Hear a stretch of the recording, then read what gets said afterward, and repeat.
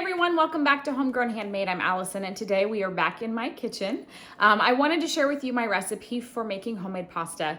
We tried this recipe out a few months back when we were house sitting for my mom. She has chickens and there was an overabundance of eggs, and we thought what better way to use up some of these eggs than to make pasta. And let me tell you, homemade pasta is so much better than store-bought. The one caveat I will say is that I would really recommend having a pasta roller or machine. The first time that Steve and I did it, while it is possible to roll it out by hand, I'll tell you what, it drove us crazy. It took forever, and the dough wanted to spring back. And so it was really, really thick, and it was hard to roll out, and so it just was kind of ridiculous.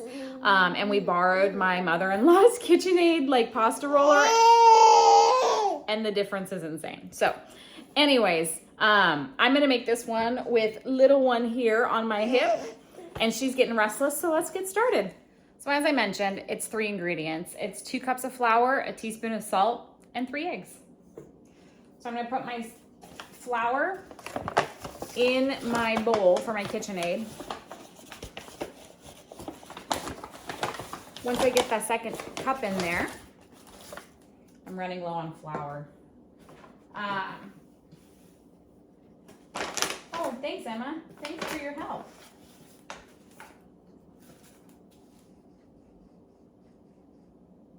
About a cup. Perfect.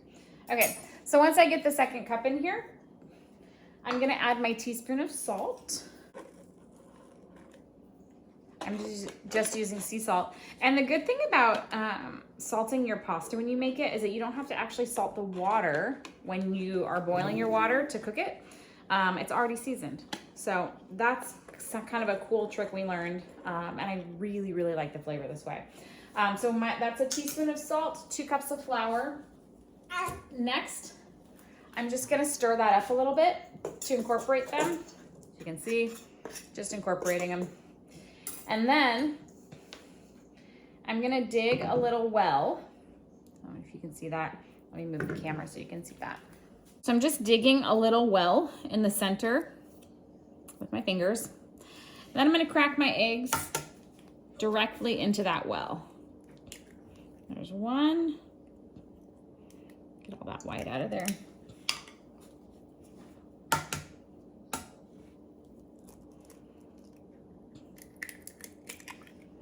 2.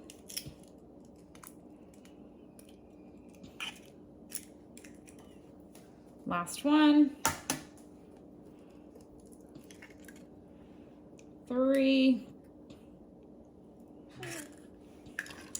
And I actually like to mix it up a little bit on my own before I put it on my KitchenAid. Before I could put it on my KitchenAid with my dough hook. I found that the dough hook just kind of spins in the center and doesn't really catch all the flour from the edges. So I'm just using the knife that I use to level off my flour to get it going a little bit before I stick it on my mixer with my dough hook. So that right there is about what I look for. And then I pop it on my KitchenAid with my dough hook and let it go for a few minutes. And my KitchenAid, my mixer, can do all the hard work for me, because I'll tell you what, kneading out pasta is not a job that I ever want to do again. So I'm just gonna let this go for about 7 to 10 minutes. I'm gonna keep an eye on the dough and watch for when it starts to get a little elastic looking. And then I'll know it's ready. So I'm gonna turn on my mixer and go hang out for a few minutes.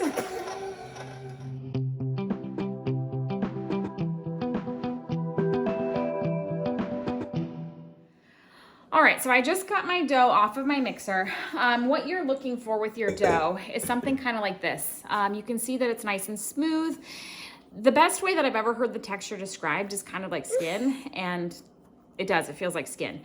The other thing you're looking for is that it has a little bit of a stretch to it, but not anything super crazy. So once you get to that point, again, it's like 7 to 10 minutes on your KitchenAid at a medium speed.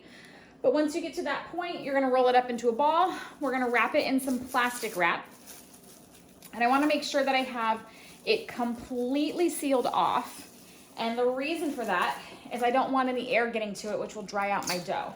I wanna make sure that it stays nice and hydrated while it sits on my counter for the next hour or so. And I'm gonna leave it out to sit because while it's sitting here and resting, all of those glutens that were activated in the kneading process will kind of relax as well. It does make it a little bit easier to roll out that way. And I do want to make sure that my dough is nice and elastic for when I put it into my pasta machine. So let's let this sit for an hour and then we'll get back to it. Okay, so it's been about an hour. I just cut my dough into 4 pieces. You want to make sure that you leave the rest of it wrapped up in plastic wrap because you don't want it to dry out while you're rolling out your dough. I have the flat attachment. It's the one for like the lasagna noodles or whatever. And I'm just gonna kind of shape my dough into a little rectangular shape as best I can. And then I made sure that this is set to number 1, which is the largest setting on here. I'm gonna do a few passes through and then I'm gonna progress my way down to about 5, I think is where I normally go in thickness. And then once I'm there, I'm gonna set this aside and then I'm gonna move on to the next piece. So you just wanna feed your dough in.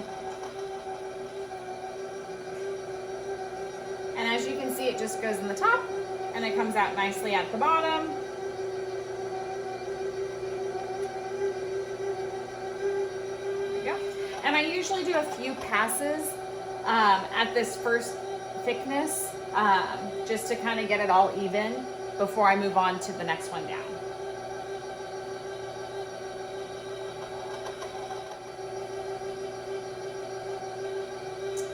Perfect. So now I'm just gonna move it down to a 2 and keep going.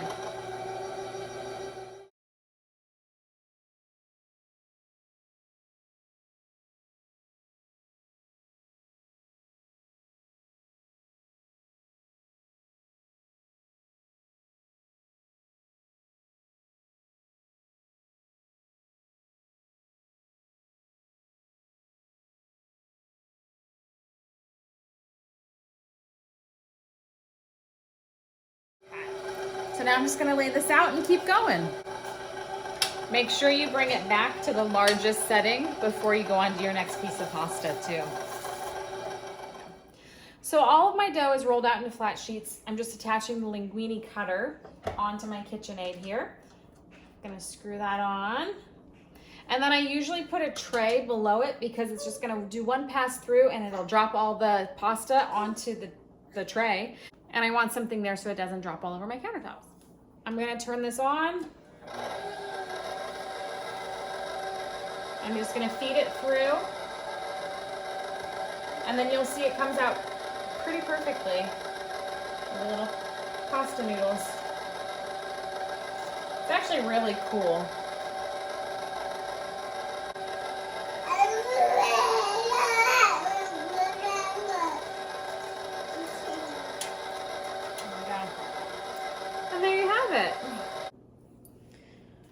Okay, so as you can see, I have all of my beautiful linguine noodles here laying out on the counter.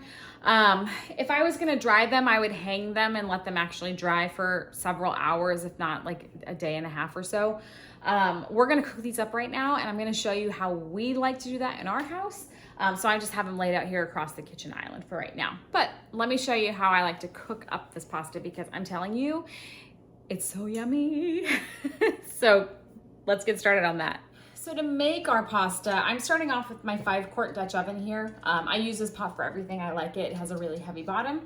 I'm gonna turn my heat on to medium, and then I have a really high quality Italian sausage that I'm going to brown up in the pan here. So let me get that. Personally, I prefer my sausage without the casings, and I happen to find this one that actually just comes without them.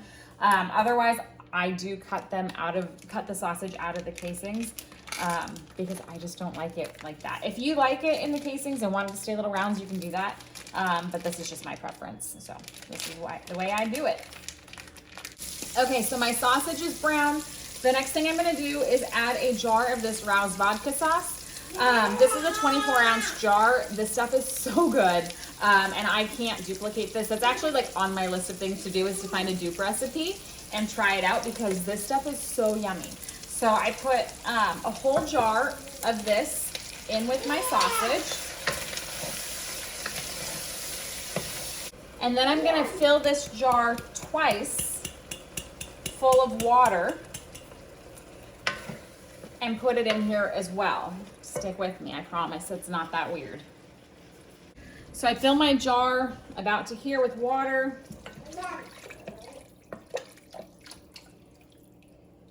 I'm gonna do 2 of those, and then I'm gonna cook my pasta in the sauce with the sausage. And I know that seems like a lot of water, and this looks really soupy, and it looks like I ruined the sauce. Every time I do this, I always have that moment of like, oh shoot, is it? Because it's so thin. But the pasta is going, not only is the water going to evaporate and steam off, but the pasta is also gonna absorb some of it. I'm just gonna add my linguine noodles in. And I try to separate them a little bit as I put them in the pot because they are, they're raw, they didn't dry yet. And so they can clump up a little bit.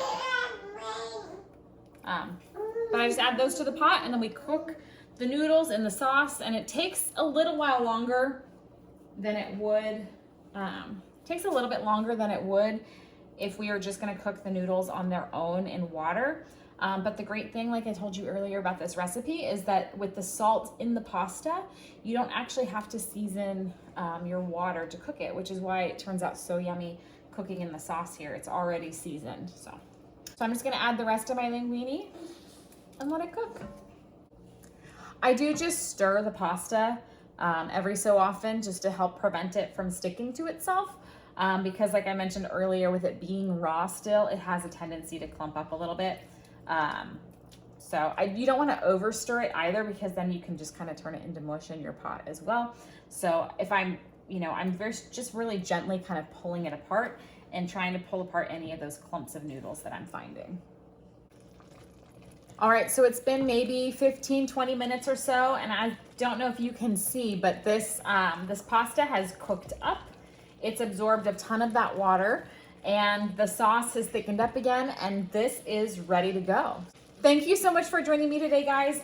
I hope you liked this video. If you did, please give it a thumbs up and hit that subscribe button and the bell for notifications. That way you can be notified every time I post new content.